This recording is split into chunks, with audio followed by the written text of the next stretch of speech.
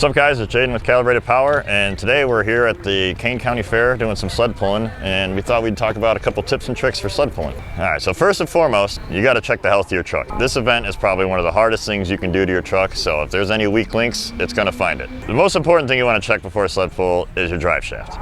U-joint, carrier bearing if you got a two-piece, just make sure she's good and tight under there. Transmission, another leak link. If trans has been slipping, doesn't feel like it's on its greatest day, maybe don't risk it, because it's an expensive bill if that goes. Just generally check everything, suspension components, all that. If everything's setting good, what I like to do, especially at the start of the season, do a boost test on the truck.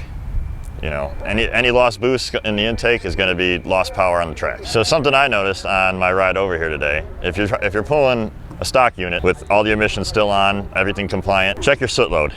Because on my way over here, I noticed my soot load was in the 90s, and luckily I got it to go with regen right before we got here to bring her back down. But you don't want to be going down the track with a full DPF. If you are pulling a stock truck and you decide to drive it to the event and instead of trailering it, you want to bring a couple things with you to help prepare it, because you don't want to lock up your rear axle on the drive over here. It's going to be a rough ride. So I bring a set of sockets, ratchet, a couple, just the basics, screwdrivers and a hammer and a jack.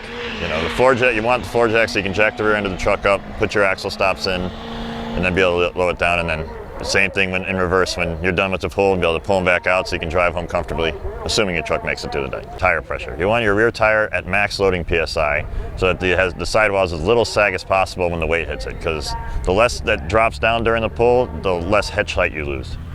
You want your hitch to stay as high as possible so that the front of the pan is pulled out of the dirt. The lower it gets, the lower that pan gets. The front tires, you want to lower those things to, if you drove the truck here and you don't have a compressor, I wouldn't recommend going lower than 25. Keep some air in there so you can make it home. But if you're trailering the truck, you can pretty much, go as low as you can without risking unseating your beats. Another thing to pay attention to would be your hitch. I've seen plenty of guys get their hitches ripped clean off the truck by this thing, and it's just, you always want to make sure you have a quality hitch. Another thing that I would highly recommend, the sled stops. They're just a couple pieces of steel to keep the sled from slamming into the back of the truck in the event that something causes the truck to stop while you have inertia. Because the last thing you want to do is have that sled hit the back of you. You will feel it. You're going to feel it even with or without them. But without them, you're going to put that bumper, the bumper is going to go right into the bed sides, and you're going to probably need that too. I think the biggest tip I can give is get your rear axle as solid as possible, whether it's Cal tracks, traction bars, axle stops like we're running. Well, we're also running traction bars.